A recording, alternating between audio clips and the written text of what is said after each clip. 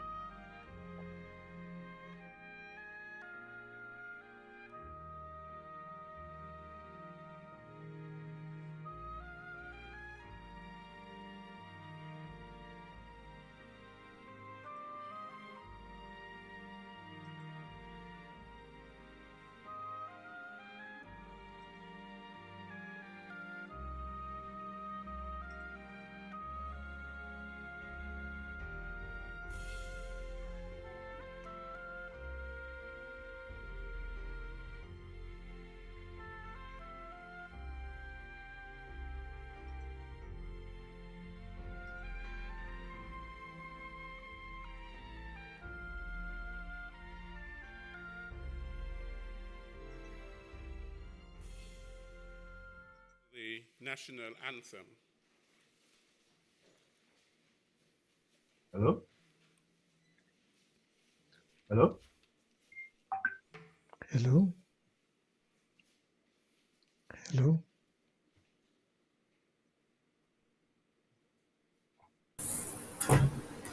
Hello?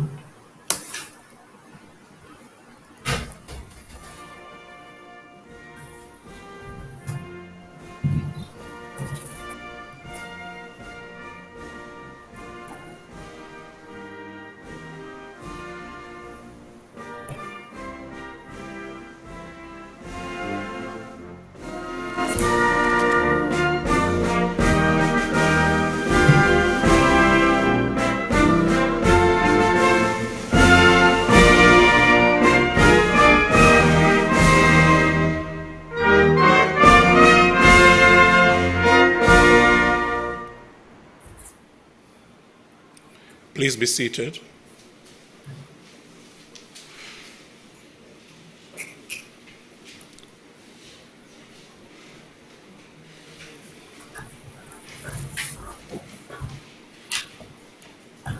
Please stand for the invocation.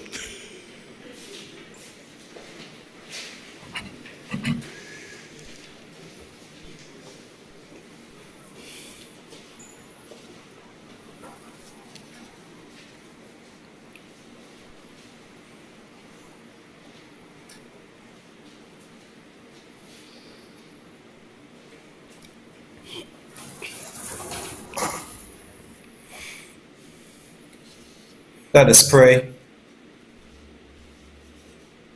Ever living and liberating God, our God, our help in ages past, and our hope for years to come, our shelter from the stormy past, and our eternal home. We thank you for your many blessings bestowed upon us, your people, occupying these Caribbean lands. We count the University of the West Indies as one such blessing, which has facilitated the nurturing of many minds.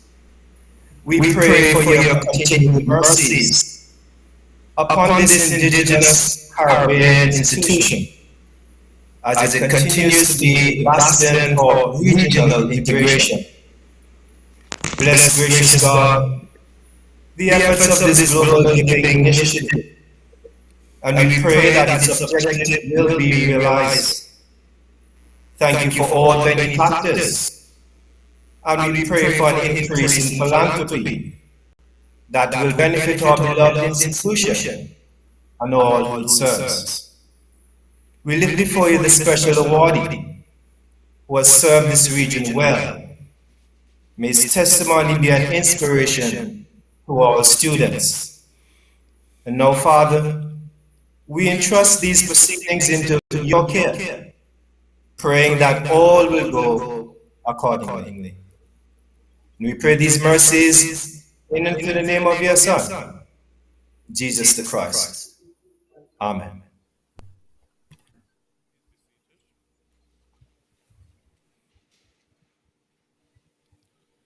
Your Excellency, Sir S. W. Tapley Seaton, GCMG, CVO, QC, JP, LLD, Governor General of the Federation of St. Kitts and Nevis. Your Excellency, Vance Amory, JP, Ambassador in the Office of the Prime Minister. Honorable Sir Hugh A. Rollins, 2021 Pelican Awardee, Judge of the ILO International Administrative Tribunal in Geneva, Switzerland, former Chief Justice of the Eastern Caribbean Supreme Court. Mr. Robert Bermudez, Chancellor of the University of the West Indies. Professor Sir Hilary Beckles, Vice Chancellor of the University of the West Indies. Dr. Francis Severin, Acting Principal, the University of the West Indies, Open Campus. Other staff, alumni, students, and partners of the University of the West Indies and the Open Campus. Mrs. Gail Gray Phillip, Head of the University of the West Indies, Open Campus, St. Kitts and Nevis. Dr. Sarah Owen, Director of the Continuing and Professional Education Center at the UWI Open Campus. Ms. Jihan Williams, President, UWI Alumni Association, St. Kitts Chapter. Mr. Craig Tuckett, Immediate Past President of the UWI Alumni Association, St. Kitts Chapter, and the UWI Global Alumni Representative. Former awardees, and all of you joining us via television, ZIZ television, Nevis Television, and those of you joining us as well via social media. Good afternoon and welcome to the UWI Global Giving and National Pelican Award ceremony here at Government House in St. Kitts. For the second year, we gather for this ceremony under the dark and inescapable cloud of the global COVID-19 pandemic. Andreas Schleicher, in a study entitled The Impact of COVID-19 on Education, Insights from Education at a Glance, 2020, said the pandemic has had a severe impact on higher education as universities closed their premises and countries shut their borders in response to lockdown measures. All the higher education institutions were quick to replace face-to-face lectures with online learning. These closures affected learning and examinations, as well as the safety of students. Spending on education may be compromised in the coming years, as public funds are directed to health and social welfare. Long-term spending on education is at risk, despite short-term stimulus packages in some countries. Private funding has also become scarce as economies weaken and unemployment rises.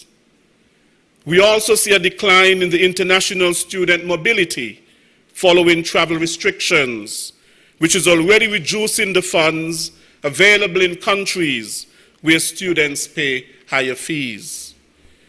Nonetheless, here we are today, appealing to all Pelicans and people of goodwill to contribute to the University of the West Indies, because we recognize that despite the challenging economic times, the importance of education and higher education on a whole cannot be underscored enough.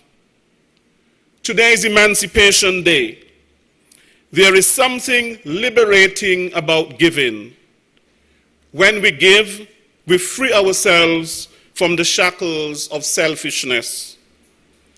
Malcolm X once said, and I quote, "Education is the passport to the future, for tomorrow belongs to those who prepare for it today."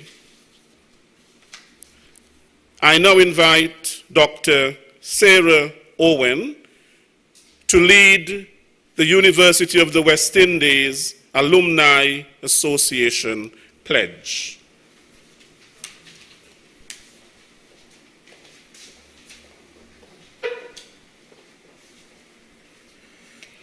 Good evening, fellow Pelicans. I am leading this pledge, so I'm looking forward to hearing your voices, listening to you as you join me as we say together. As a graduate of the University of the West Indies, I commit myself to uphold the ideals and goals of my alma mater. My conduct and voice shall reflect the commitment to excellence of the light rising from the West, as I fulfill my social and professional responsibilities and serve my country and region. I will strive to ensure the UWI's place as a Caribbean icon, the catalyst for Caribbean development and leadership. It is a legacy that I will proudly help build for future generations. The UWI, first in our hearts, and first in our regions.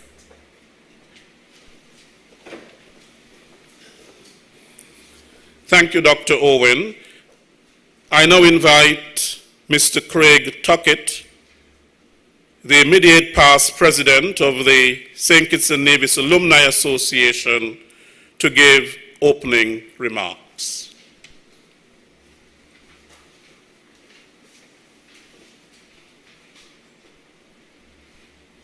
Good day.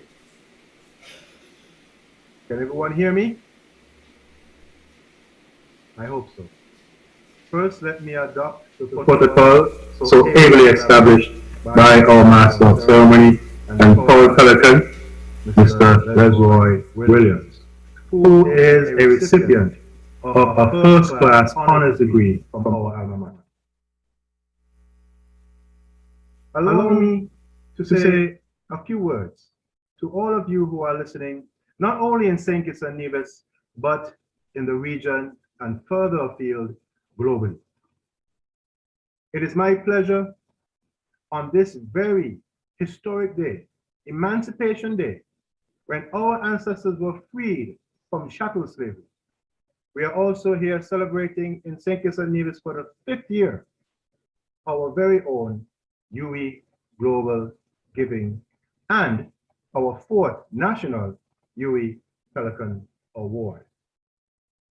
The theme has always been emancipate, educate, donate.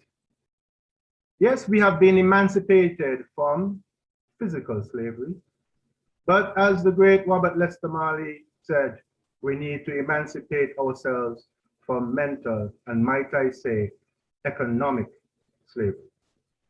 To do that, we have always heard all our old grandmas and grandpas, our ancient forefathers saying, the key to success and the key to power is education. The University of the West Indies is our regional institution, #1 in the Caribbean, in the top 1% in Latin America and the Caribbean, and in the top 3% globally for all institutions of higher learning. Yes, we are rubbing close with Harvard's, Yale's, Oxford's, and Cambridge. But we need to do more, especially us as the alumni of the University of the West Indies that has given us so much. It's important for us to consider always that when we have passed through the halls of this great institution, we must plow the way clearer for those who are to come after. That is why our Vice Chancellor, Professor Sir Hilary Beckles, established this brainchild of his. The UWI Global Giving first was a week, then it became a month, then 2 months, now a period. Because you are not only encouraged just to give just for today, but throughout the whole year. I would like to say that in my tenure as the president of the St. Kitts Nevis UWI Alumni Association, which is close to over 20 years in existence, when I came under as a young pup in 2016, we have done and achieved a lot. I must say that I stood on the shoulders of many who have passed before me. Such great presidents as Dr. Wilkinson, Mr. D'Souza, and we have great alum who are in St. Kitts and Nevis who have contributed to the establishment and the continuation of this alumni association. I must make mention of Ms. Celia Jacobs and her beloved Dr. Jacobs, who has passed recently. But what it is that we need to do now, we have a lot to continue, a great legacy to uphold. In our time, we hosted the open campus graduation here in St. Kitts at the Marriott. It was an overall success. Then, in 2017, we started by having our first UWI Global Giving event right there at the Government House under the patronage of His Excellency, the Governor General, Sir S.W. Tarpley Seaton. Let us please give him a round of applause, because he is a real example of what love for our alma mater should be like. Please give him a round of applause. It's important also for us to know that in our time, we were able to reach out to a lot of students at the high schools in St. Kitts and Nevis, at the Clarence Fitzroy Bryant College, and they are now present as students in the University of the West Indies across the various campuses. But we as an alumni must give back. We have to help them. We have to do activities and fundraisers that can facilitate grants and scholarships so that they and also the future generation of students who will pass through the halls of our great alma mater may have it easier than we have, especially now in this global pandemic of COVID. It is important that if it were not for the support that I got from my team and also the other alumni in St. Kitts and Nevis, I would not have been elected as the UWI council representative. It was at that time that I did work that would have benefited our Federation of St. Kitts and Nevis. It is because of that elevation I was able to lobby to have 3 nationals of St. Kitts and Nevis for the first time ever in our great alma mater's years of existence, 73 years young. We have for the first time 3 nationals of St. Kitts and Nevis being given and honored with an honorary doctoral degree. The first being Dr. Larry Quinlan, the second being His Excellency Sir S.W. Tarpley Seaton, and of course the third, our very own only living national hero, the Right Excellent, the Right Honorable Dr. Sir Kennedy Alphonse Simmons. There would have been a 4th this year if it were not for the untimely death of that great, loving actress known worldwide, Cicely Tyson, who has descendants from Nevis. But we will not stop. We will continue with your help and support. It is important to note that every single year, our chapter has been awarded for being the most active and also having raised the most donations during the global giving period. We would like for us to continue that. And I know the new president, our very own beloved Jeanne Williams, will continue the legacy that I received and that has now passed on to her. I am now, because of all of that work and that support, the first national of St. Kitts and Nevis to be elected as UWI Global Alumni Representative. It is during this time of my tenure, I will endeavor to do 3 major visionary pillars that are in line with the UWI's AAA strategy. The AAA strategy is that we must always allow access to the university. We must align the university to global initiatives, and we must also be agile to adapt to any socioeconomic and global situation as we are now seeing with COVID-19. The 3 pillars that I will, as your UWI Global Alumni Representative, will be: 1, we will endeavor to ensure that we have an international fundraiser equivalent and equal to the ones that we have in Toronto and in New York on the mother continent. Yes, we will endeavor to have a footprint as an alumni in the mother continent. 2, we will endeavor to take our alumni as an organized body. 300,000 of us, it is said, based on the data, living and active all around the world, to the African Union and form part and become actively involved as the 6th region of the diaspora. And finally, the 3rd will be to make important linkages and to associate ourselves with established other alumni associations of universities of Oxford, Yale, Harvard, Cambridge, University of London, Princeton, Howard, New York University, and Howard University. This is in keeping with the university's AAA strategy. And I hope with the support of all alumni globally, we will endeavor to implement this vision. A great Caribbean leader, a philosopher, and might I say, an internationally renowned Pan-Africanist, our very own Marcus Garvey. He said, "A people without the knowledge of their past history, origin, and culture is like a tree without roots." It is important for our institution as the nexus for intellectual development and capacity that has produced lawyers, doctors, scholars. And we also have future scientists who not only in the past have been recognized with Nobel Peace Prizes, but I'm sure who are presently working on vaccines that will combat the scourge of COVID-19. And we now need to move our institution not just within the small pond of the region, but to extend it to the world. Yes, we are 73 years of age, young, but so did start many of the Ivy League institutions before us. So to do that, we need your help.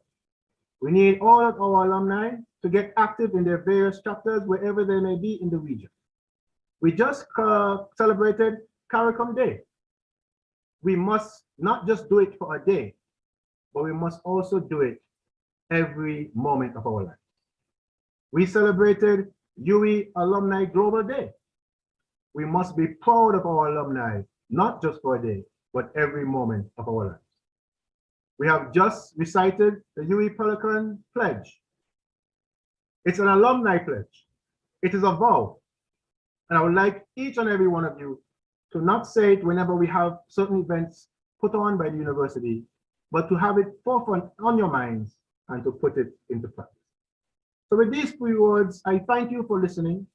I look forward, as of today, the 1st of August 2021, to serve you as your UWI Global Alumni Representative and to continue to serve my St. Kitts and Nevis UWI Alumni Association as its interim and as its immediate past president, to give support to our present president, Miss Jihan Williams. So thank you very much. May God bless you all. Long live St. Kitts and Nevis. Long live the Caribbean region or Caribbean civilization, and long live the University of the West Indies. I thank you. Thank you very much, Mr. Tuckett, for your opening remarks. I now invite Miss Nikita Liebert to lead us in the Emancipation Proclamation.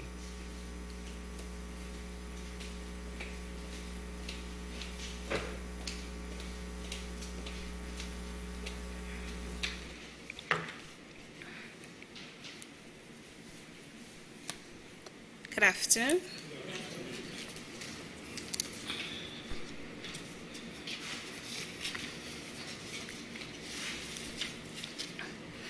If I may, allow me to adopt the protocol that was ably established prior.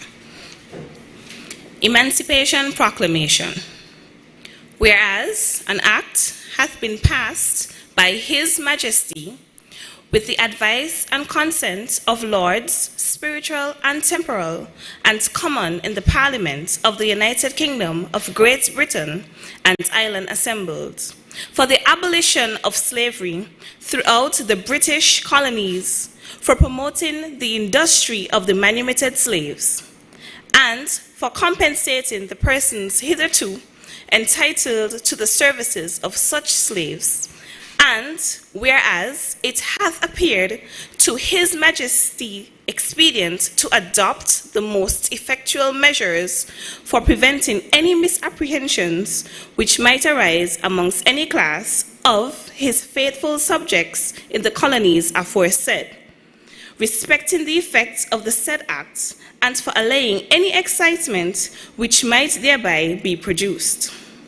His Majesty doth therefore hereby proclaim and make known to all His Majesty's subjects inhabiting the said colonies and to all others to whom it doth or may concern, that until the 1st day of August, which will be in the year 1834, The laws at present in force in such colonies, respectively, for the government of the slaves therein, will remain in full force and effect and unaltered by the said Act of Parliament, and that upon the said first day of August 1834, all persons who shall then be duly registered as slaves in such respective colonies, and who shall then be actually within the same, and who shall be of the full age of 6 years or upwards,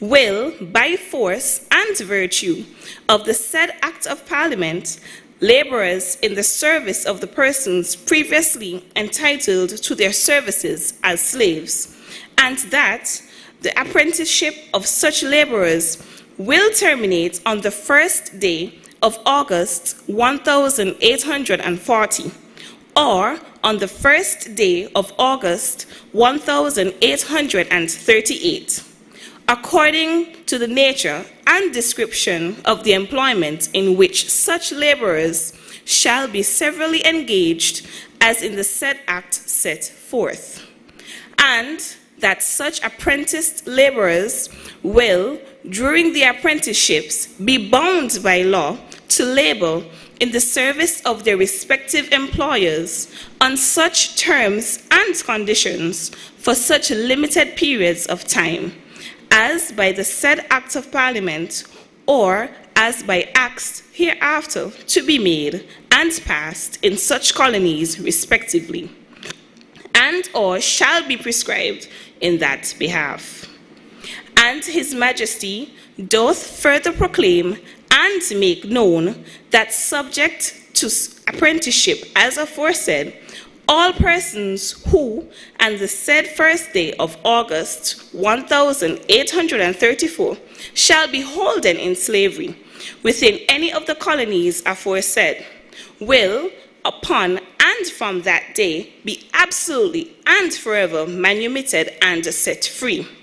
And from the first day of August 1834, slavery is and will be abolished and unlawful throughout the said colonies.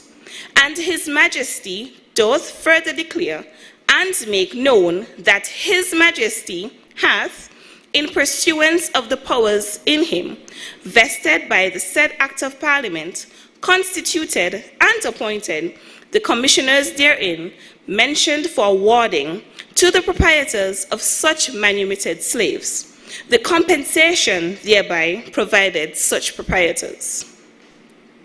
And His Majesty doth strictly charge and admonish all his faithful subjects within the said colonies that they demean themselves submissively to the laws aforesaid, and especially that all persons now in the state of slavery in the said colonies do, until the first day of August 1834, continue peaceably to perform the duties owing by them as such slaves to their respective masters aforesaid. And His Majesty doth hereby make known and declare his settled purpose and resolve by all the powers and authority in him by the laws in force, or which shall be so in force as aforesaid within the respective colonies, and to prevent and, if necessary, to repress and punish all contraventions of the said laws. And His Majesty doth further command and require all governors, judges, justices of the peace, and His Majesty's officers, civil and military, within the said colonies, that they be according to their respective offices and trusts, severally concurring in enforcing obedience to the laws aforesaid. And His Majesty doth further command and enjoin all his faithful subjects of all classes within the said colonies that they be yielding all due obedience to all the lawful commands of such His Majesty's officers in the premises, as they will answer the contrary at their peril. given at our Court of Westminster this 4th day of September in the year of our Lord, 1833, in the 4th year of our reign. God save the King. Thank you.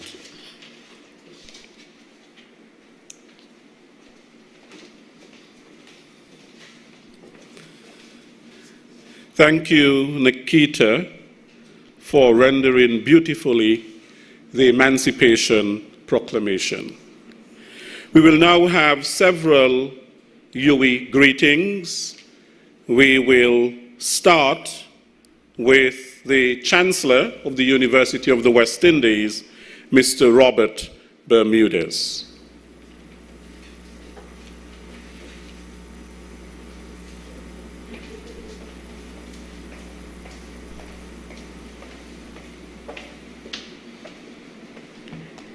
Good evening, everyone. No, I'm not the Chancellor. What about that? Good evening again. No, I'm not the Chancellor. However, I'm reading the message from the Chancellor. I beg to adopt the protocol that was established earlier. Message from Mr. Robert Bermudez, Chancellor of the UWI.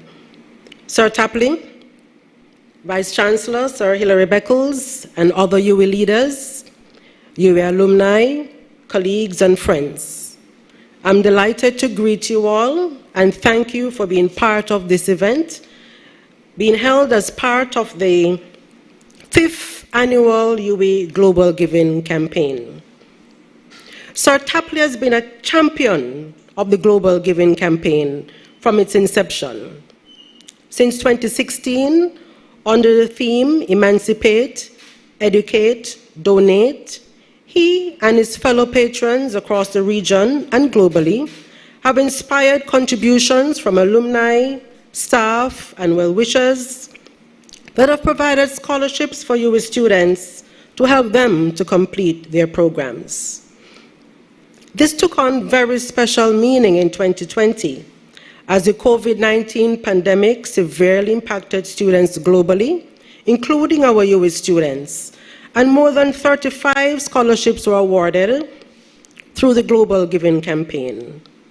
I applaud the UWI leadership, academic and administrative staff for the tremendous work that went into ensuring that students were able to receive classes and do their exams online. The virtual graduation ceremonies held in January this year were especially impressive as it signaled the determination of a community to overcome the challenges posed by the still unfolding pandemic. In the year ahead, the UWI Global Giving Campaign will continue to focus on raising donations to assist with scholarships and bursaries, supporting students whose finances and that of their parents have been negatively affected by the COVID-19 pandemic. This campaign is of utmost importance, not only to our students, but also to their families, their communities, and their countries. I thank Sir Tapley for his ongoing championship of the UWI Global Giving Campaign and the St. Kitts and Nevis chapter for hosting this event, which also includes the 4th annual National Pelican Awards ceremony. I encourage everyone listening to support our students. My very best wishes to you all.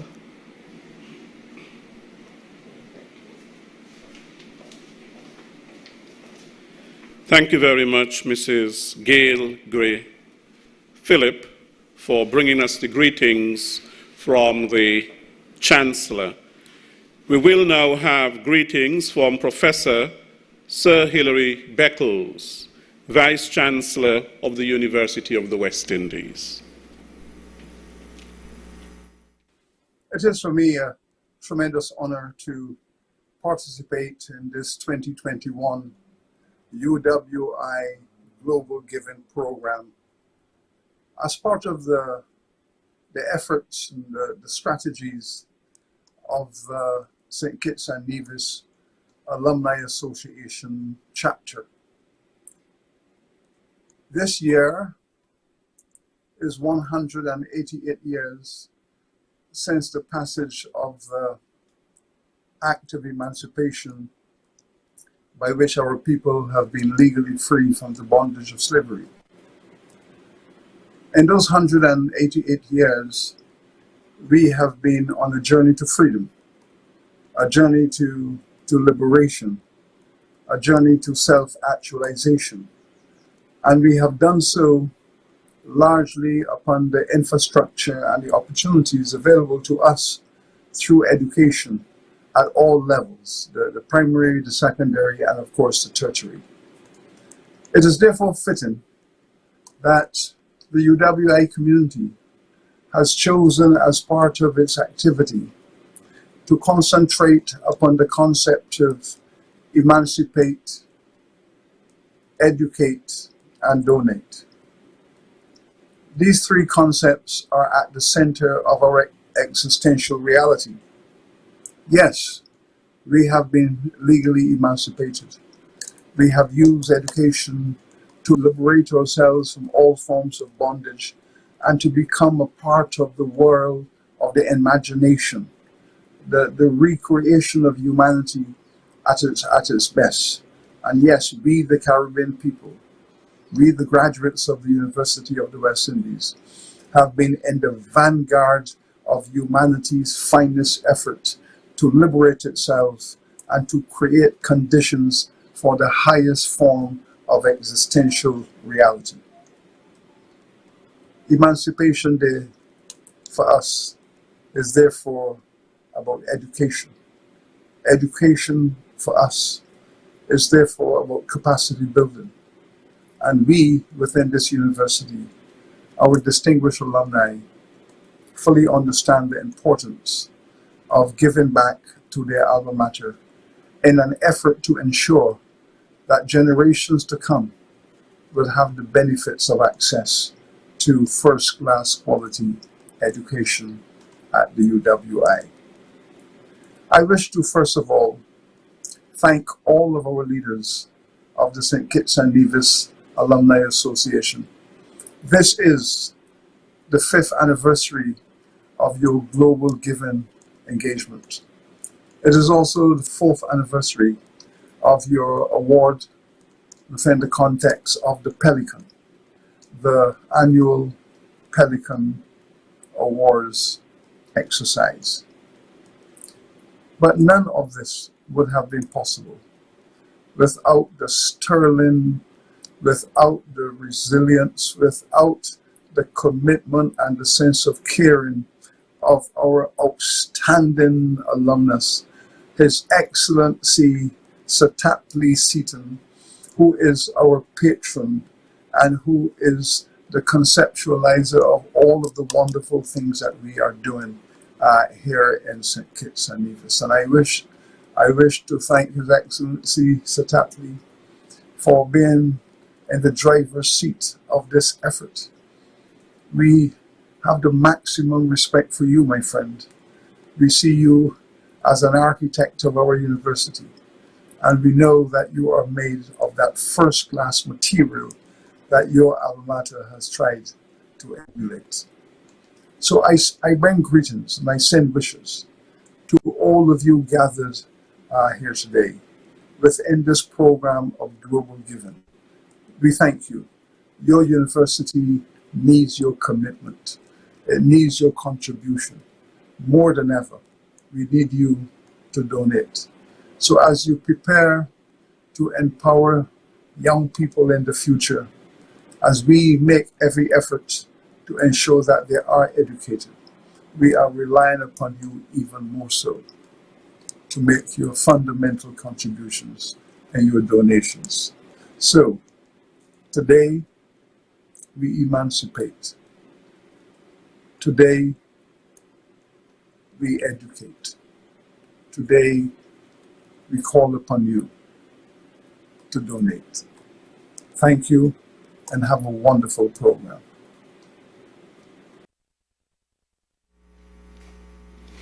Thank you, Professor Sir Hilary Beckles, Vice Chancellor. I now invite Dr. Francis Severin, the acting principal of the UWI Open Campus, to bring us his greetings.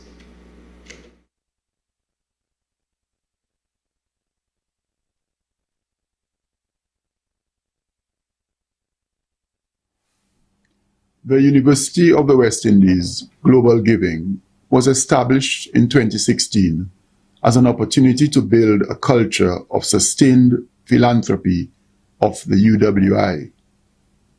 When the UWI was established in 1948, the founders may not have conceived a university of over 200,000 alumni, inclusive of 15 prime ministers, 7 governors general, and countless leaders of private and public sectors among those graduates.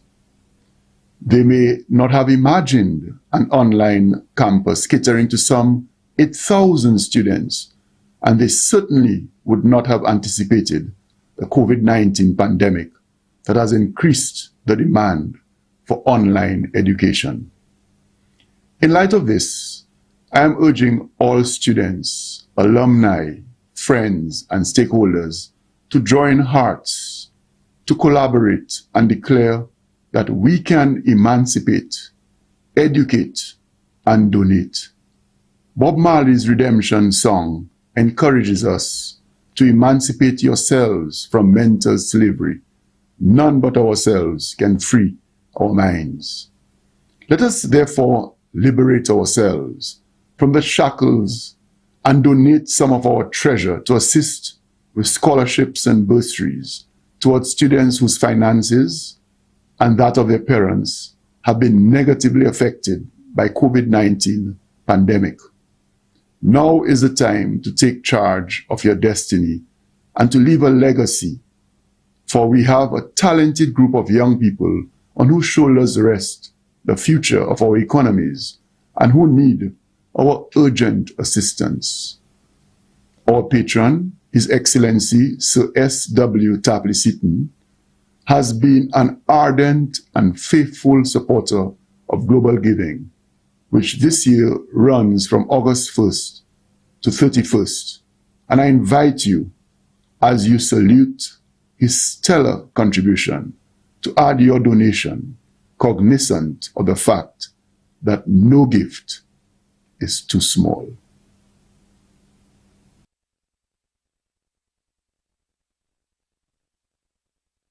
Very much, Dr. Severin.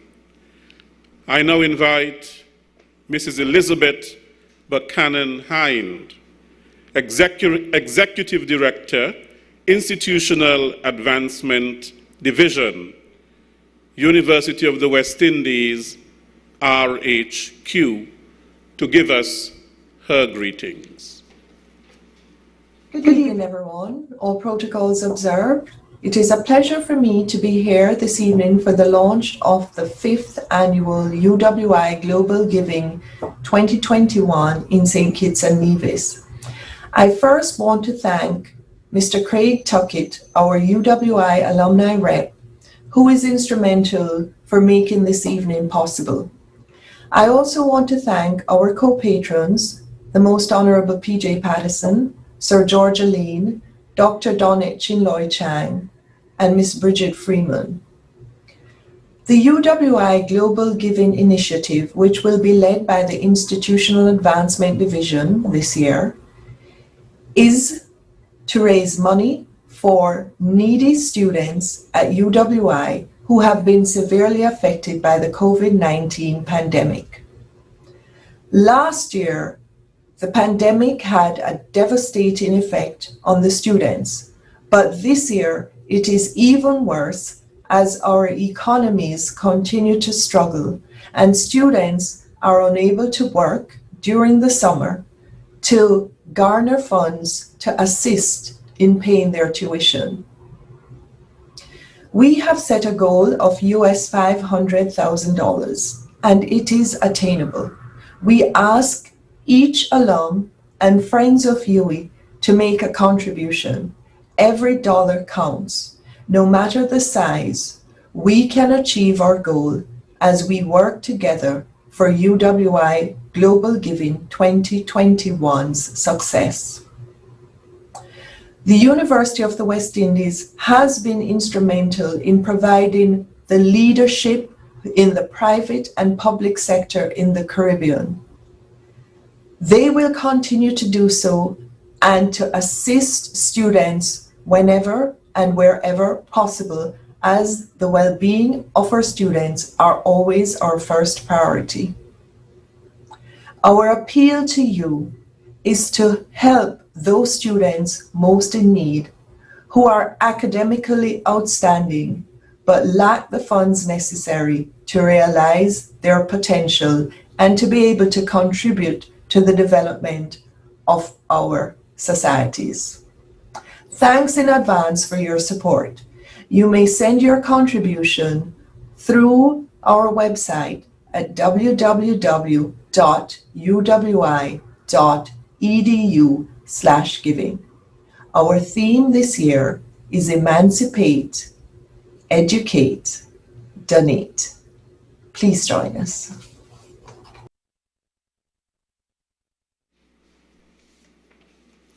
Thank you very much, Mrs. Elizabeth Buchanan Hind, for your greeting.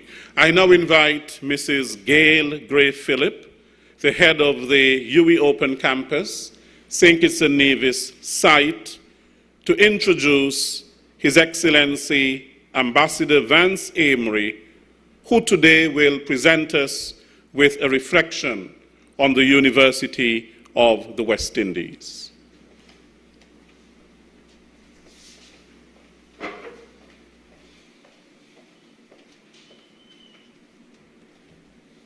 Thank you very much, Mr. Master of Ceremonies. As indicated, our guest speaker for this evening is His Excellency Ambassador Vance Amory. In 1967, Ambassador Vance Amory entered the world of work as a teacher at the Charlestown Secondary School. 3 years later, he journeyed to Barbados to pursue baccalaureate studies in economics and history at the prestigious University of the West Indies, Cayville campus. After graduating from UWI in 1973, His Excellency returned to teaching.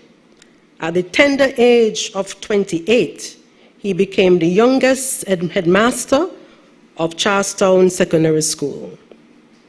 His Excellency also worked as manager of the St. Kitts Nevis Anguilla National Bank Limited, Nevis branch, and permanent secretary in the Ministry of Finance, Nevis Island Administration, before leaving to pursue his master's degree in management and human resources with the University of the Virgin Islands.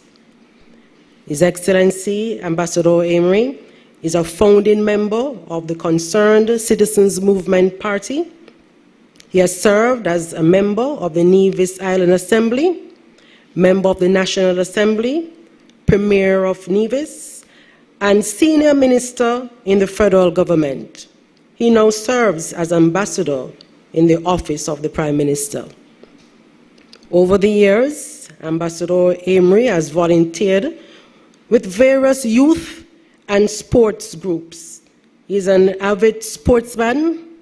He served as a representative of the Nevis cricket team, founding president of the Nevis Football Association, founding president of the Nevis Amateur Athletic Association, and president of the Nevis Cricket Association. I read somewhere that he broke his nose while playing cricket at one point. He played cricket for the Nevis, for the Leeward Islands, Combined Islands, and the West Indies Board President 11 teams. He was known for his eloquent batting style.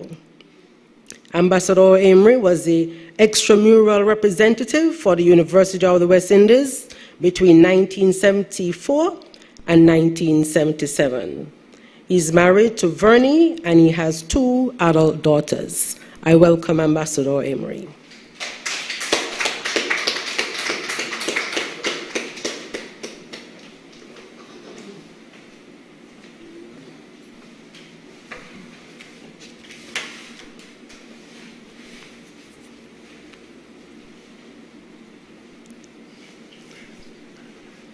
Your Excellency, and other alumni of the University of the West Indies, Chairman, I want to thank His Excellency for inviting me to share reflections.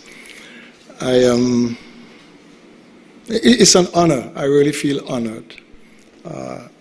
And when His Excellency called me about a week ago and asked me to offer reflections, my first thing was to talk about Cave Hill and all of the things that went on in Cave Hill. But I may still refer to some of the things which happened at Cave Hill in terms of our academics. But I will leave the Vegas kind of things out of the equation. I think there's that saying, what happens in Vegas stays in Vegas. And I think what happened at Cave Hill, let it stay there, buried and dead. But I do thank you very much, Your Excellency, and let me also ask you, Your Excellency, to observe the protocols. I think they have been very ably established, and I do not know that I could remember half of them because there are so many.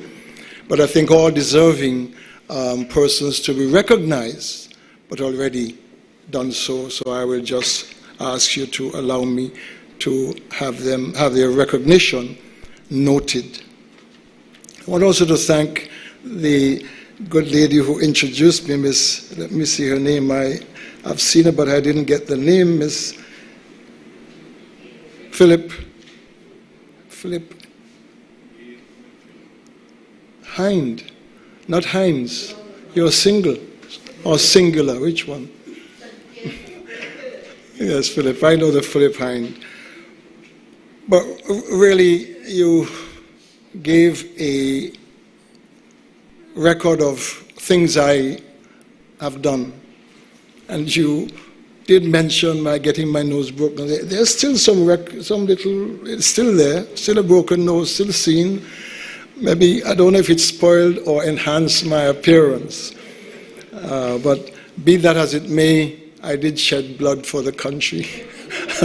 So I can claim that with blood, sweat, and tears, I have served the country of the island of Nevis. The good thing is I don't remember ever getting that kind of treatment when I played for the Combined Islands. So Nevis is dear to me and perhaps most dear to me. And as I said, I shed blood in Antigua, sometime in 1969 as a relatively young person, the year before I went to the University of the West Indies, Cave Hill. Now, the University of the West Indies, as an institution of learning, established in 1948, and of which I have it's been a privilege for me to have been able to attend the University of the West Indies. And I'll tell you, Your Excellency, that in 1968, I was offered a scholarship to go to Ursinus University in the States. But my headmaster, who was from Barbados, and one who mentored me, as it were, in education, and as it were, maybe preparing me for education administration, told me that I should not accept that scholarship. Do not go to the United States, go to the university in the West Indies, which was the University of the West Indies. I don't know if he was just being biased in his thinking, having come from Barbados, that he thought that going there would make me a better person than if I had taken a scholarship to go to Ursinus in the United States. So began my enchantment with the University of the West Indies. So in 1970, the 2nd of October, I journeyed to Barbados to begin studies at the Cave Hill campus. At what was then the Cinderella of the campuses, because it was new, the numbers were small. The University of the West Indies at Cave Hill was really established for people from the islands to give us greater access to the University of the West Indies. Established in 1963 at the harbor in Barbados, near the Deepwater Harbor, 118 students. Now the University Cayville campus has over 5,000 students. So you've seen the growth. But outside of that numerical growth, I think Cayville has become perhaps the darling of the university campuses. I know we don't like to compare, because in comparing, you have to look at all aspects. But I think the University of the West Indies and Cayville, of which I'm a proud Sherlockian, that hall, Sherlock Hall, which was the only hall at that time, and His Excellency no doubt would remember the exploits of all of us, let me exclude His Excellency, please. I dare not trespass on the parameters of His Excellency. But I think we had a wonderful experience, because the University of the West Indies is not all about exams and study and research. It's not all about lectures and that serious academic experience. It's about creating and forming our character and helping us to transform from what I was then and what most of us who went to university, whether it is at Cayville or Mona or at St. Augustine. We were all young people searching through the University of the West Indies for enlightenment, for education, to build a reservoir of knowledge which we hope we would be able to use to help to elevate our communities when we graduated and returned to our communities. You would know, fellow alumni, that the university, one of the, you might call the mottos, unofficial mottos of the University of the West Indies, that it was founded to bring light, liberty, and learning, 3 L's. Light, that is to help us to enlighten our own minds, empower ourselves, to liberate our minds. We spoke about that on so many occasions today, right? To help us to begin to see and have new perspectives on life, new perspectives on knowledge and information, and how we can utilize that information, that knowledge, to help build our Caribbean civilization, our Caribbean region, our Caribbean people. And I want to say that it is to us, as alumni of the University of the West Indies and leaders in our several areas of profession, that our people look. And it is to the university that we must give that kind of congratulations and that kind of recognition for helping to mold us, shape us, and create that broader mind and broader outlook on life.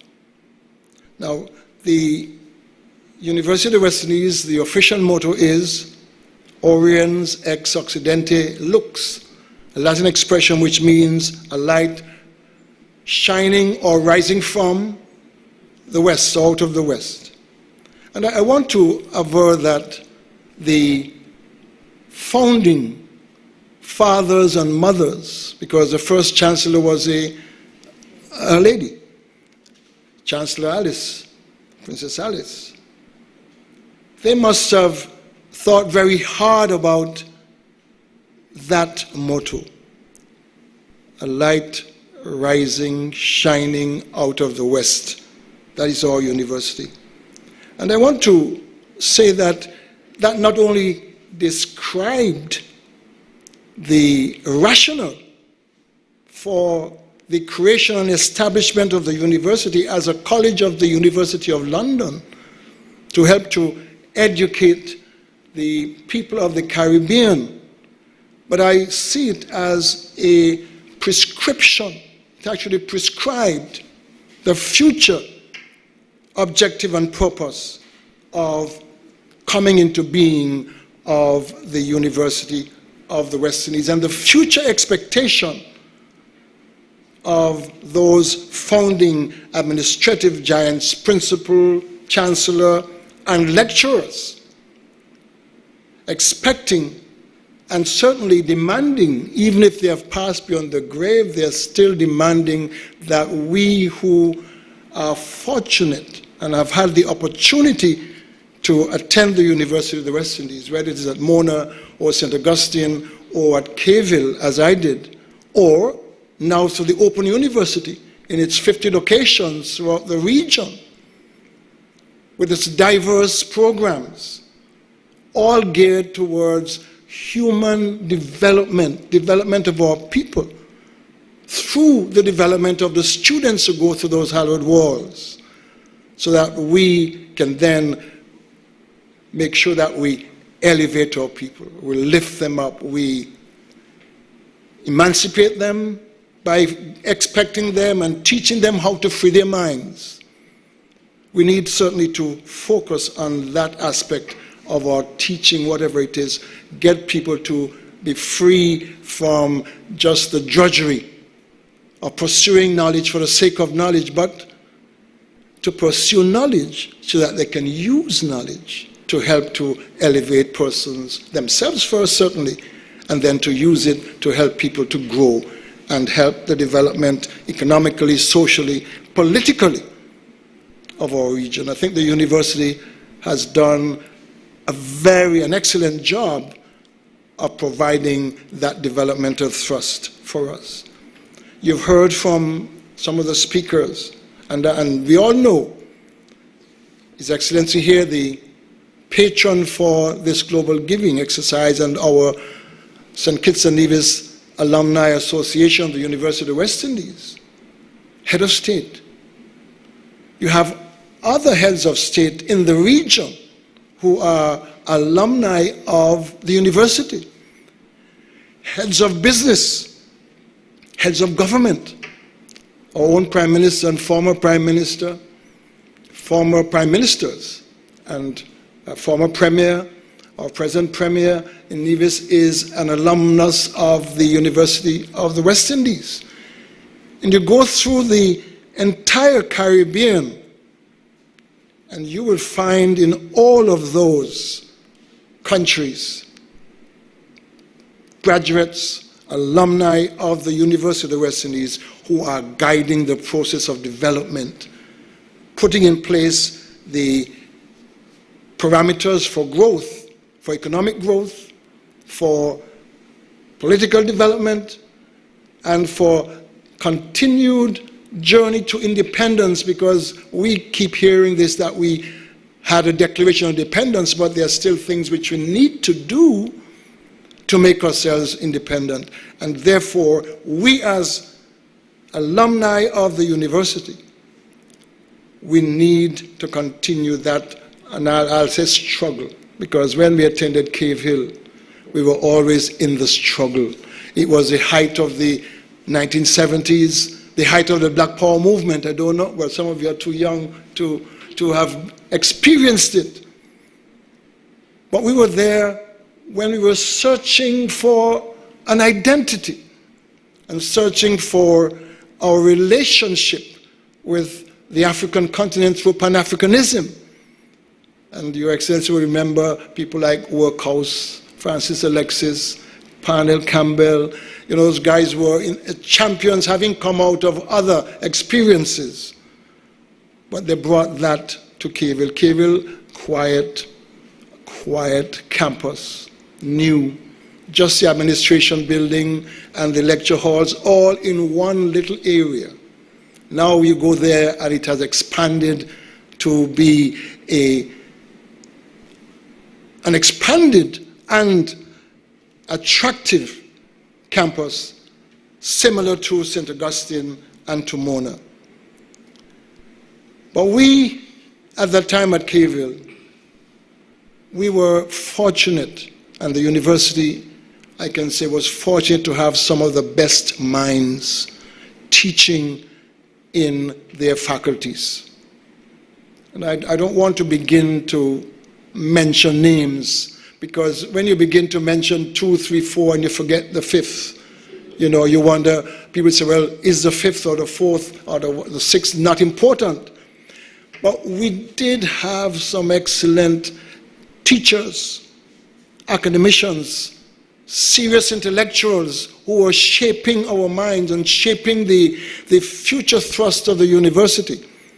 And Your Excellency, I did say I wouldn't mention names, but I cannot, because of my own indebtedness to people like Dr. Woodville Marshall, Dr. Keith Hunt, our own Terry Somersault from here, who is now deceased, and others like that, who went beyond what I call the call of duty, because they took an interest in us. And that, I think, is the University of the West Indies demonstrating that we are its children. We are not just people paying tuition to get an education. The University of the West Indies saw us as its responsibility to shape us and give us that perspective on life, to transform us, transform our thinking, so that when we graduated, we would be able to make a difference in the lives of persons in our communities. Today I glanced through and Googled the university, and Sir Hilary Beckles' or part of his address to the graduating students in 2020 came up. And this is what he said, this is what is reported. We have been ranked, University of the West Indies, ranked #1 university in the wider Caribbean from a field of over 150 fine universities. We have been ranked in the top 1% of the finest universities in Latin America and the Caribbean from a field of over 5,000 very fine universities. I don't think we need say more about our alma mater to see the quality and the level of excellence in pursuing its teaching and its training of those persons who pass through the hallowed walls. When we look, as I said, at all the countries in the Caribbean, and we look at the leadership, and I think someone made reference to that, we're looking at the face and the product of the University of the West Indies. And if there is nothing else to be proud of, it is that our university, has produced the predominant faces of leadership in our countries. Leaders in medicine, leaders in economics, leaders in education, leaders in finance, leaders in administration, all in large measure are products, students, alumni of the University of the West Indies. We look at our court systems, chief justices, and today we are recognizing one of our very own who was Chief Justice of the OECS Supreme Court and who has been elevated to being a judge of the ILO, an important position internationally. Sir Hugh Rollins, who will be receiving today, as His Excellency has advised, the Pelican Award. One of our distinguished alumni. In further reflecting on the University of the West Indies, I said earlier it was not all about beating books and going to the ISER and the library and poring over books, and where there were no books you had to get copied pages so you can take them back to your room because of the paucity of numbers of a particular reference or required reading text. Because you would know, alumni, that you had required reading, which you would be expected to read, study, pore over, dissect, make notes on, and then you'd have recommended reading, which you, if you didn't care to, you just ignored them. But then you may have paid the price, maybe as I did, for not doing the recommended reading, because the lectures, you would know, were broad. Then, having done that broad discussion or discourse from your lecturer, your professor, your tutor, we would then have the little groups of tutorials where you would sit, 6, 8, Cable being small, the numbers were nice and intimate. Right? The rooms, Your Excellency, you know how big the rooms were. The rooms were about 10 by 10, 100 square feet. Those were the offices in which we studied had our tutorials. But the key to that method was that in those small groups you were able to discuss in more depth, to get a greater understanding and greater grasp of what was being taught as part of the lecture, to get a deeper understanding of what was to be gleaned from the lecture. So Cable also, and University of the West Indies, because I hear stories of Mona, I hear stories of St. Augustine, where there's socialization, the students' union, where they would go and they would, at the weekends especially, have much fun. I was more of a sports person, and the university offered me the opportunity to play cricket, football, hockey, volleyball, anything that could move and roll, I was in it, right? Maybe to the detriment of my own academic development, but I still do thank the lecturers who, when I asked to be allowed to go off to represent the Combined Islands, I remember Dr. Marshall was the academic person responsible for granting permission for things like that, leave of absence. And I would be granted leave of absence from January to April to go and play cricket. 1971, 1972, and part of 1973. I think God must have been good to me for me to graduate. But it may be that the professor to whom I made the application may have liked that I did some good work and thought, well, even if I give him 3 months of leave of absence, something will still come in respect of success on his exam papers. And last of all, the key for me is that the university's style of teaching, at least when I was a student, required that individual commitment to your work. There are no computers. The only computer that we knew was in the office somewhere. There were very few typewriters, except the secretaries had those. All of our work had to be submitted by handwriting. I still can't write, but I made an effort whenever I had to write an exam to take my time and shape those letters well, because if they can't read what you write, then what you write is of no value. But it is, I said, instructive that the university lecturers made that extra special effort, committed themselves to ensuring that they did their best to inculcate knowledge in us and help us to transform ourselves. And I want to give thanks to the University of the West Indies for its perseverance with me and no doubt with others of us to help us to become the persons we have become, but also to have given us the tools, the level of education to transform ourselves so that we could transform our countries. Your Excellency, I thank you very much for inviting me, and I trust that I have complied with your request, sir. Thank you very much.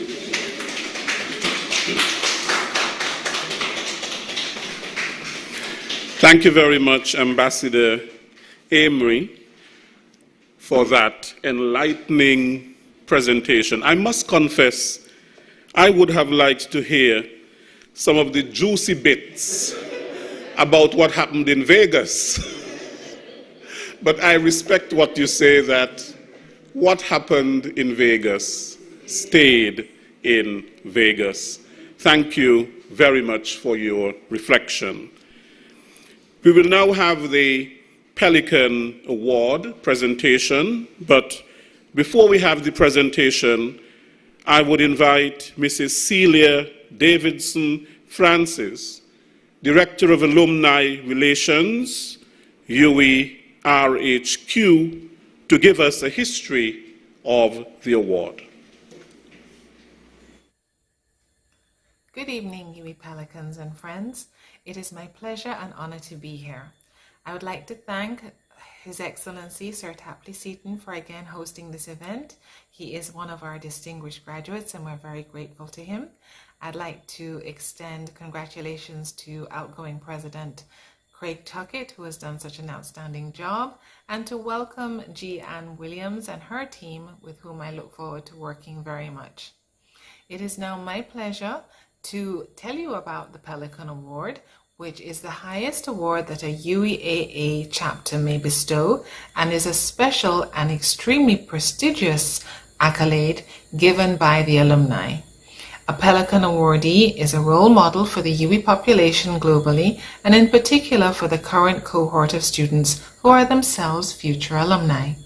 This award is presented to UWI graduates who have excelled in their chosen fields and have had major positive national, regional, or international impact, or who have contributed significantly to the development of the university, the Caribbean region, or the world. The awardee is considered to embody the qualities of a true pelican, and as it is your national bird, I know that you identify with how special it is. The award is the most esteemed and illustrious peer award given by any UWI chapter. I must take this opportunity to extend my personal congratulations to the awardee for 2021. Bravo on your tremendous contribution to St. Kitts and Nevis. Continue to enjoy the evening and always show your Pelican pride. Thank you.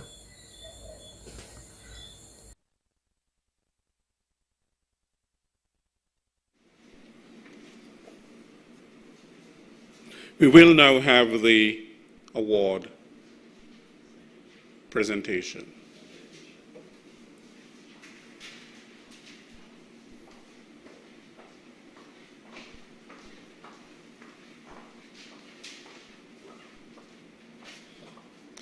Your Excellency Governor General Sir Tapley Seaton, I would be so grateful if I'm allowed to adopt the protocol that was so ably established by our Master of Ceremonies earlier today.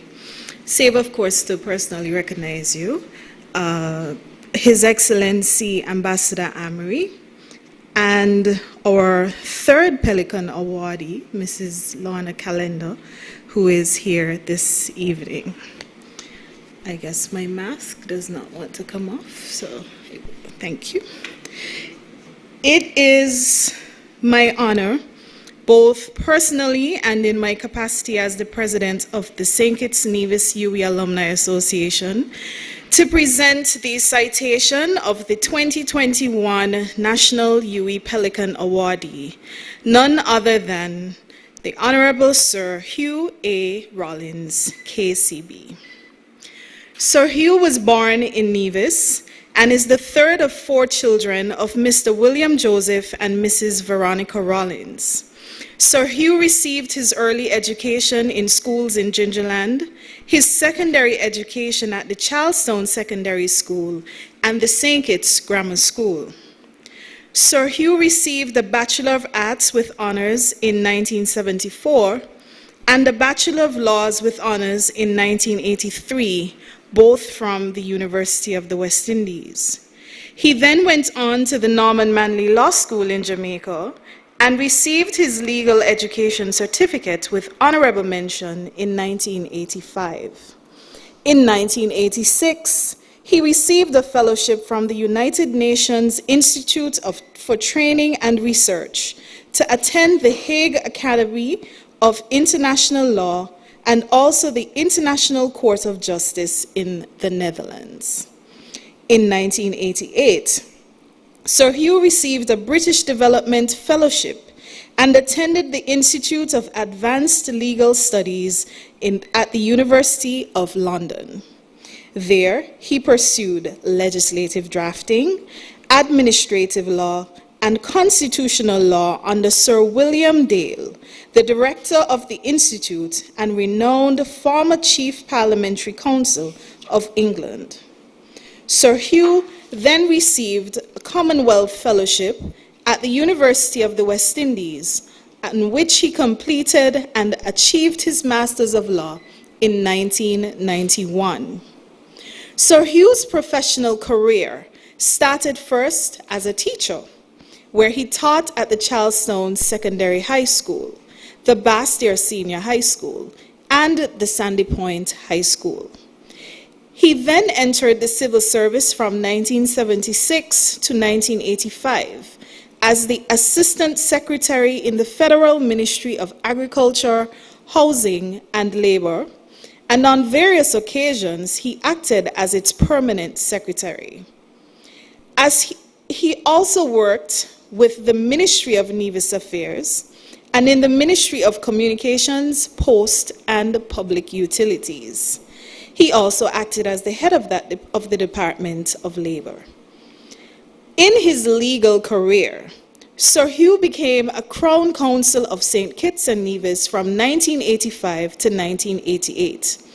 During 1988 to 1989, he was Registrar of the High Court of St. Kitts and Nevis and was an additional magistrate appointed with responsibility for District B in St. Kitts. He was appointed permanent secretary in the legal department and Solicitor General of St. Kitts and Nevis from October 1989 to January 1995. He later returned to his alma mater and became a full-time lecturer in law at the University of the West Indies. During his tenure, Sir Hugh was the course director of constitutional law, administrative law, public law, remedies, and law and legal systems in the LLB and LLM programs. He was also the course director for the LLM Legislative Drafting Program between 2012 and 2014. Sir Hugh joined the Eastern Caribbean Supreme Court in August 2000 as a master to assist with the implementation of the new civil practice rules. He sat as master in every member state and territory of the court until he was appointed as a High Court judge in January 2002. He sat as a High Court judge in St. Lucia, Dominica, Antigua and Barbuda, Montserrat, and the British Virgin Islands before he was elevated as a judge on the bench of the Court of Appeal in September 2005. During his tenure as High Court and Court of Appeal judge, he was the chairman of the Judicial Ethics Committee and of the Judicial Education Institute of the Eastern Caribbean Supreme Court. Sir Hugh acted as Chief Justice of the Eastern Caribbean Supreme Court from 29 April 2008 and was then confirmed as Chief Justice by Her Majesty the Queen Elizabeth II on 30th May 2008. During his tenure, he was the chairman of the Judicial and Legal Services Commission of the Eastern Caribbean Supreme Court and of the British Virgin Islands and Anguilla. It is a matter of record that he is the only person to date who has substantively assumed duties in the 4 levels of the court. His judgments have been quoted with approval by the Privy Council, the Supreme Court of Kenya, and by other Commonwealth Caribbean courts. Sir Hugh is published in regional and international law journals in the areas of constitutional law, administrative law, civil practice, public law, remedies, and international commercial contracts. On 27th March 2012, Her Majesty the Queen conferred His Lordship the honor of knighthood with the Order of Knight Bachelor. Additionally, from 2004 to present, Sir Hugh is an Associate Fellow of the Society of the Institute of Advanced Legal Studies, University of London, and is a Fellow of the Commonwealth Judicial Education Institute, based at Dalhousie University, Nova Scotia, Canada. He was also recognized by the Hearts and Hands for Nevis Incorporated and the Sandy Point Benevolent Society in New York. In October 2018, he was further recognized by the University of the West Indies for outstanding leadership and public service on the occasion of its 70th anniversary. The Honorable Sir Hugh Rollins is presently a judge of the International Labour Organization International Administrative Tribunal in Geneva, Switzerland, having assumed that office in August of 2012 upon retirement as Chief Justice of the Eastern Caribbean Supreme Court. Sir Hugh is a sportsman, a member of the Nevis Junior Red Cross Society and the Boys Brigade. He was also a Scout leader, a member of the Gingerland Methodist Youth Fellowship, the Bastia Anglican Young People's Association, a member of the Grammar School Cadet Corps, a soccer trainer, and founding member of the Village Superstars Soccer Club. He is a dramatist and playwright whose play placed 3rd in the 1967 statehood competition. He is a musician who played in the Cave Hill Campus Band and was a member of the National Carnival Committee from 1974 to 1989 as secretary and chairman of the National Calypso Committee and deputy chairman of the Carnival Committee. Sir Hugh is married to Lady Claudette Rollins, who is a professional accountant holding the CPA/CGA designation and is a member of the Chartered Professional Accountants of Canada. Ladies and gentlemen, on behalf of the University of the West Indies Chancellor Mr. Robert Bermudez, Vice Chancellor Professor Sir Hilary Beckles, the University Senate and Council, the St. Kitts and Nevis UWI Open Campus, and the St. Kitts Nevis UWI Alumni Association, I am proud to confer the 4th Annual National UWI Pelican Award to the Honorable Sir Hugh A. Rollins.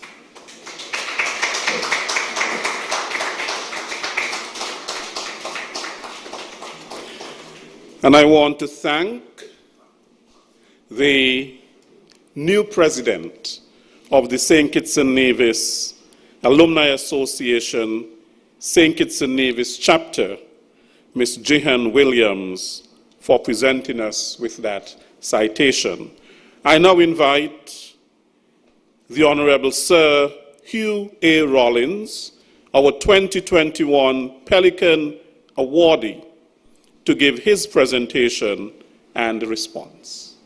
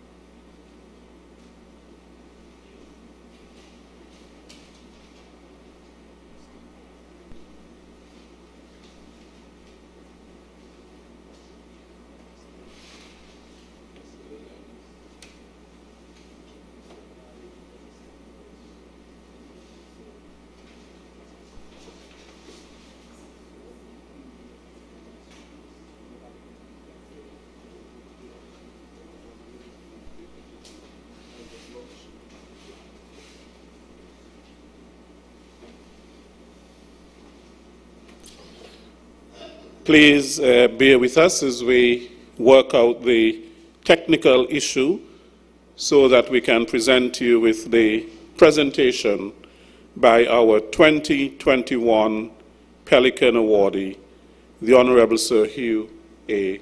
Rawlings.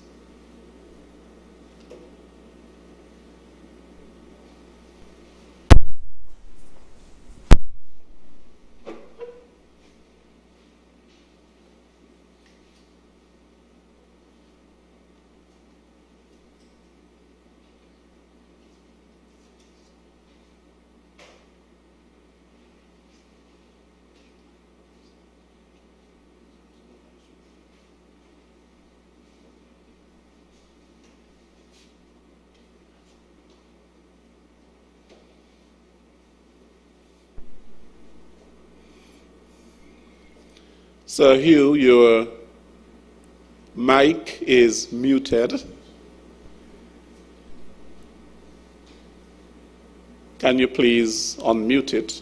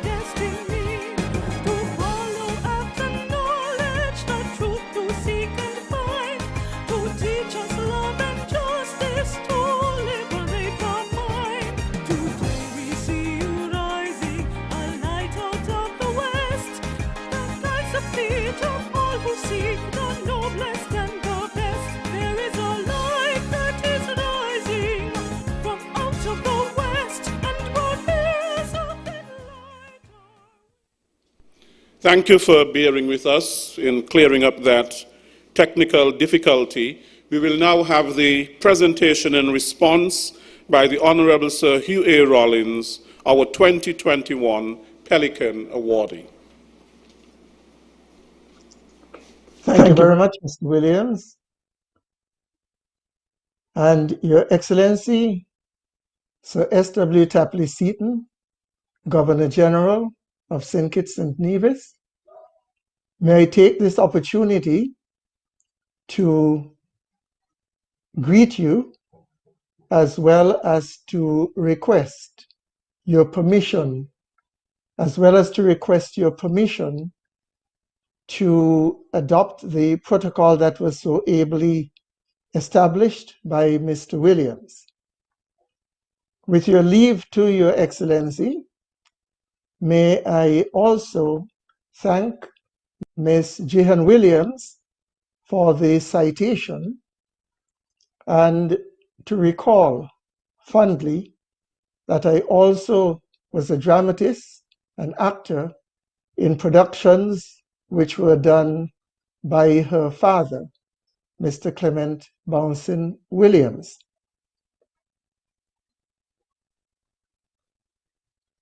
The outline that His Excellency Ambassador Mr. Amri gave of the University of the West Indies and of our sojourn there was extremely interesting very well put together, nostalgic, brought memories long gone back to the fore. I'm happy, however, Your Excellency, that he decided judiciously, discreetly, not to venture into other pursuits, except perhaps touching on our studies. Your Excellency,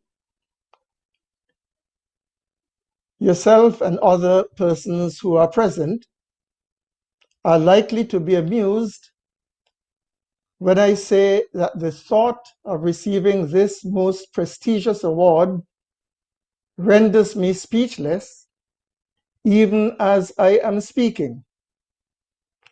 But do forgive me the contradiction in terms.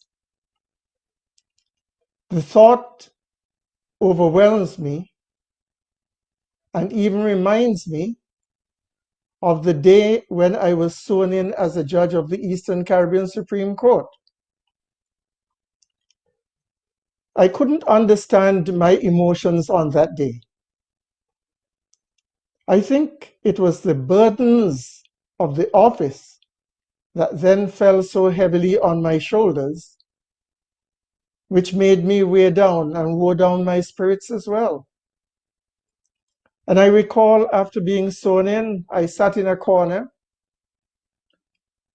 forlorn, reflecting, until a Court of Appeal judge came over and asked, "What is wrong with you? What's the matter?" And I responded, "These heavy responsibilities. These heavy responsibilities." And he said, "Oh, come on, don't worry. All you have to do is to go in with confidence and judge. Do the best that you can do." Those words have ever been with me. The truth is, Your Excellency, that at heart, I had doubts of taking that path in life. I recall, for example, when I was going off to the University of the West Indies to teach, the then Chief Justice, Sir Vincent Flosac, sent a message to ask me to hold on. He was just putting things in place to have me appointed as a judge of the High Court. My response to the emissary was, "I'm very sorry, but can you please, in the best way that you can, explain to the Honorable Chief Justice, Sir Vincent Flosac, that I do not want to be a judge. I am going off to venture on another path because teaching is what I am passionately in love with. I was passionately in love with teaching at the secondary level, and I thought, as it turned out, that I would also be passionately involved at teaching at the tertiary level. Of course, Your Excellency, for one thing, I guess I had the reflection, and I would ask everyone the question, do you know of anyone who remembers fondly a judge imposing a fine upon them or committing them to prison? But I'm certain you recall very fondly, and I recall the satisfaction that I have felt over the years when students have returned to pay tribute and to say how they were impacted by the teaching which I did. Your Excellency, and all present, to be honored as the recipient of this award surpasses any expectation, even reflecting on the life in which all my energies have been spent passionately and exhaustingly in any endeavor undertaken.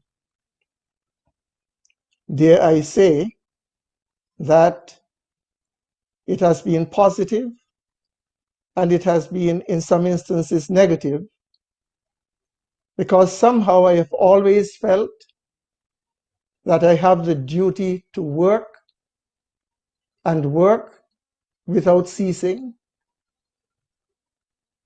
Of course, that is what we should do, especially as persons who want to be emancipated indeed, not simply to shout that we want to be emancipated, while our attitudes and what we do negative that wish, but to work and to draw others with us.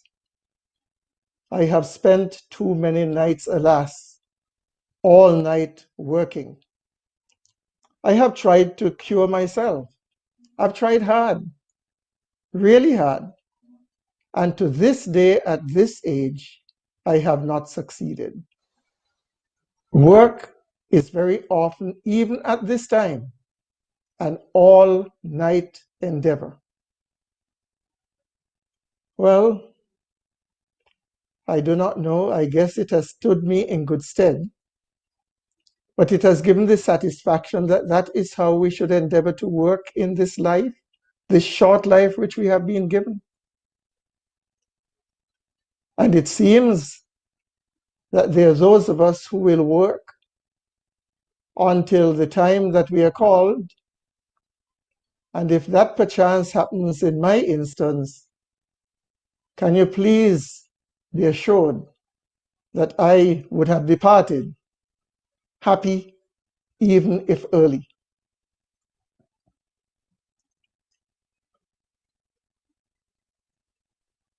It has pleased God to permit me to live a driven life for which there is no expectation of reward or recognition. The conferment of this honor, however, is validating, uplifting, and humbling, not the least because it comes at the behest of the St. Kitts and Nevis chapter of the UWI Alumni Association. And I say that against the old adage that a prophet has no honor in his own country. And I say, Your Excellency, adage, because that is what it is. It is not a true and accurate reproduction of the biblical statement, which is that a prophet is not without honor, save only in his own country and among his own people. Those statements are very different. Notwithstanding the fundamental difference, as far as I'm concerned, what is important in my view is that it calls on us in our every endeavor primarily to serve and not to seek reward and not to seek honor, but to try our best to uplift as far as it is possible. It is against that background that I express profound and heartfelt gratitude to our local UWI Alumni Association for even thinking of me, perhaps the least of the apostles, for this award. It is graciously accepted, but not as another achievement for myself, but as a beacon of hope to all the people of these islands and the wider Caribbean, which we so dearly love. It is my hope that this award and what it requires will reflect the light shining from the West into every nook and cranny of our countries to lift the darkness of these times. We are so beset by the COVID pandemic, with seemingly no end in sight, challenging our mental, physical, and financial well-being. It is so easy to despair and to succumb to the effects of the dark clouds that threaten to make us so afraid that we miss the glimmers of light which our present circumstances provide. Lockdowns should not provide opportunities for self-pity, I hope, but for education among other positive pursuits. However, every journey begins with a first step. There will be no journey without it, whatever the sacrifice is required. First, can we inquire how we may embark upon a program of study? The University Center is in our midst. The internet we have at our fingertips. We can ask questions. Education is perhaps the most potent equalizer and emancipator. And you can behold this every day as you behold the graduates of the University of the West Indies and of other universities and other institutions of training and learning. Today is the day, however, for the University of the West Indies and their Alumni Association. The university, and by that extension, have over the years embarked upon various initiatives to translate the platitudes educate, emancipate, donate into policies and actions. I am minded to recall the university's foremost initiative,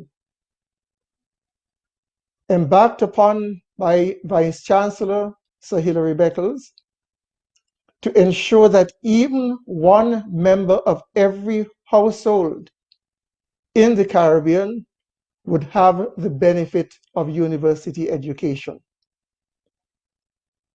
The burden is upon us, particularly who have benefited the most, to donate in any possible way to make this a reality, as well as to ensure our university's continuing viability. That is what emancipation requires. That is what emancipation demands, that we assist in upbringing and uplifting our institutions which have been built for our own purposes. Thereby, in the fullness of time, the rewards of those watchwords will be realized with multiplying dividends for our countries and for generations yet unborn. Your Excellency, members of the St. Kitts and Nevis Alumni Association, university administrators,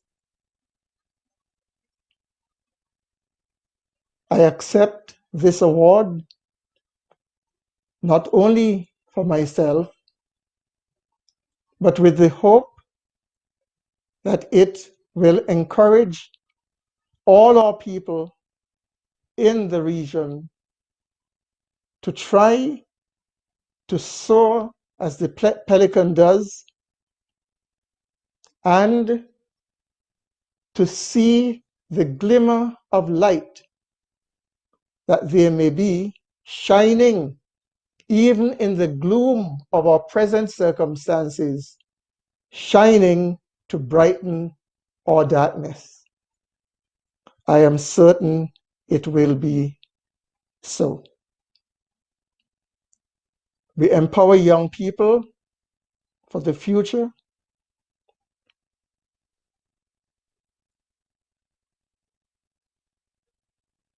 I recall my own assistance, the assistance which I received along the way.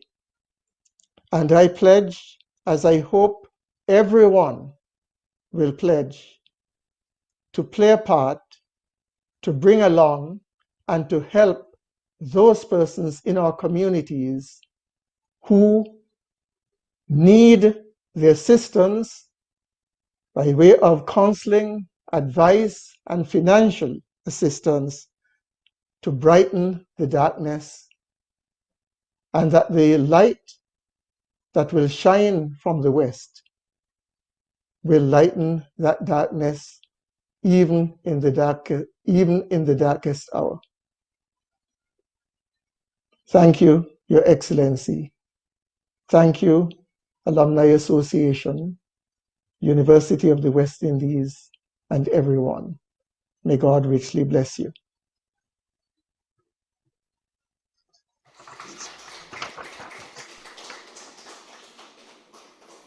That was the presentation and response by the Honorable Sir Hugh A. Rollins, the 2021 Pelican awardee. Well deserved. Thank you very much, Honorable Sir Hugh Rollins. Welcome, Mr. Williams. I now invite the President of the St. Kitts and Nevis Alumni Association, Ms. Jihan Williams, to give us closing expressions of gratitude.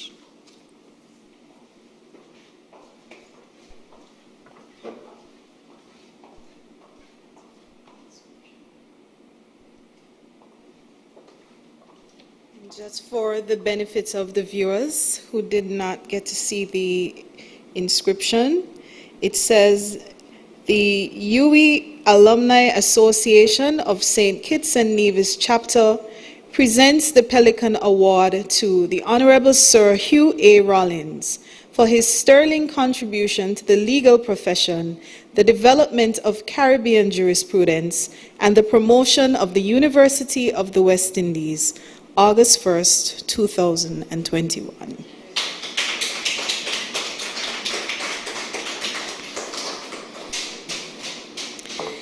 Ladies and gentlemen, what a lovely evening of nostalgia and pride.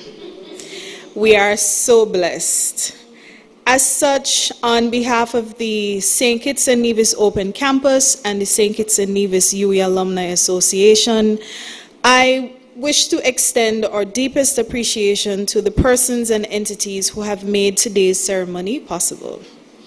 Of course, we thank Almighty God for the strength, capabilities, and health to execute this event. And in particular, we thank him for the resources to adapt so well to the vicissitudes caused by this ongoing pandemic. We are grateful to you, Your Excellency, for your kind patronage, hosting, and contributions towards today's events. Indeed, you wave your Pelican pride high, and your unwavering patriotism and support of higher education remains worthy of the highest commendations. We trust that you are pleased. To our partners in our beloved institution of the University of the West Indies, we say a hearty thank you for your greetings to Chancellor Robert Bermudez, Vice Chancellor Professor Sir Hilary Beckles, Dr. Francis Severin, Acting Principal of the UWI Open Campus, and Mrs. Elizabeth Buchanan-Hind, Executive Director of the Institutional Advancement Division. We also thank Mrs. Celia Davidson Francis, Director of the Alumni Relations, for giving us the history of the prestigious Pelican Award. The support showcased from the university is encouraged, timely, and most certainly appreciated. We thank Reverend Darren Carlos for invoking God's presence over the proceedings. He certainly set a tone of excellence that we saw from the beginning through him, and Mr. Lesroy Williams ensured that that excellence continued through his skillful and experienced execution of his role as Master of Ceremonies. Thank you so much, Mr. Williams. To Ms. Nakita Liburd, we thank you for so eloquently reading the Emancipation Proclamation, a very difficult document, and giving us a clear insight into such an important part of our individual and collective histories. We have certainly come a long way, but with so much more to do as we seek to emancipate ourselves completely from proverbial shackles of slavery. We thank Dr. Sarah Owen for leading us in the recitation of the UE Alumni Pledge, which expressly challenges us to recognize our responsibility to building a region on which we, its people, can be proud. May we use today to renew our commitment to that development. To Mr. Craig Tuckett, thank you for your opening remarks and your passionate work in organizing the event. I also wish to publicly recognize you for your stellar work with the local Alumni Association. We thank you for your service, and we wish you well in your new role as the Global UE Alumni Association representative. You will always be a WhatsApp away, and we hope that never changes. Many thanks to His Excellency Ambassador Vance Amory for those reflections. I thank you for letting the world know of the greatness of the Cave Hill campus, no bias, and Sherlock Hall. I too join Lesra in wanting to know more about the Vegas stories, but I'm sure we can talk about that off camera. We thank Mrs. Gail Gray-Phillip for her thorough introduction of Ambassador Amory as well. To our Pelican awardee, the Honorable Sir Hugh A. Rollins, we praised you for your work earlier, but at this time, I thank you for your presence this evening and for so graciously accepting the award. You are such an inspiration and a shining example to every Kittitian and Nivision of what could be with hard work and a solid education. We thank you. To all the persons who worked tirelessly behind the scenes to make today possible, we say a hearty thanks. In addition to persons like Gail Gray-Phillip, Dr. Sarah Owen, Craig Tuckett, Celia Francis, and Elizabeth Hine, who have been already named, I wish to mention Mrs. Sharice Dolphin Gums, Isabel Byron, Sandra Griffin Codrington, Mr. Lesroy Williams, Jacqueline Bryan, and others for their contribution to organizing of today's events. Your efforts did not go in vain. We thank you. We also thank the Craft House for producing such a high-quality 100% mahogany Pelican award. The award is usually produced overseas, but the pandemic forced us to do it locally, and the Craft House, did an excellent job. We thank you to our media partners at UETV, NTV in Nevis, ZIZ Radio and TV for live broadcasting this evening. We also thank ZIZ Radio and TV, Win FM 98.9 FM, and Freedom 106.5 FM Radio for allowing us to do promotional interviews this week.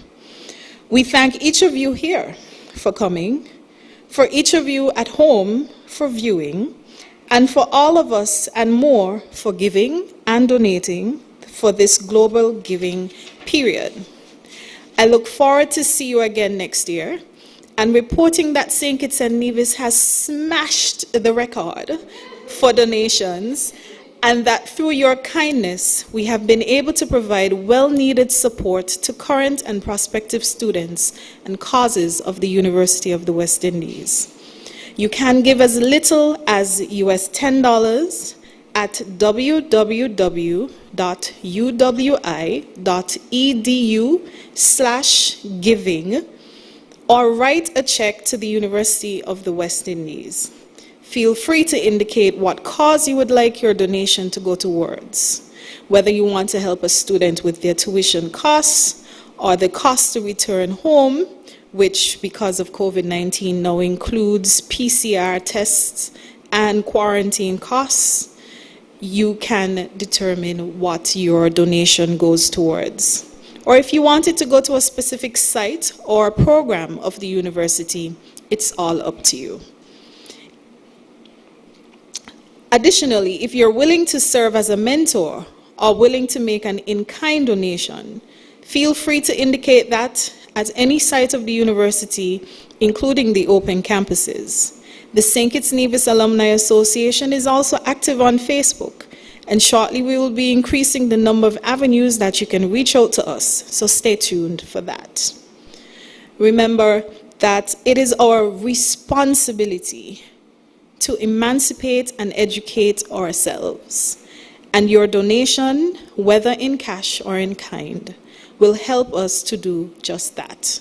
So please emancipate, educate, and donate.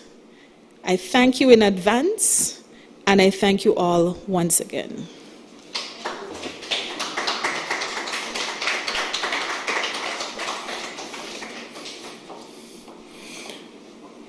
And we express our gratitude to you, Jihan, for thanking us. We thank you for thanking all of us. You did a superb, very comprehensive job with your expressions of gratitude. We have come to the end of our 2021 Global Giving and Pelican Awards ceremony here at Government House under the theme Emancipate, Educate, and Donate. Before we leave, could we kindly stand as we sing the university song written by Noel Dexter, There Is a Light.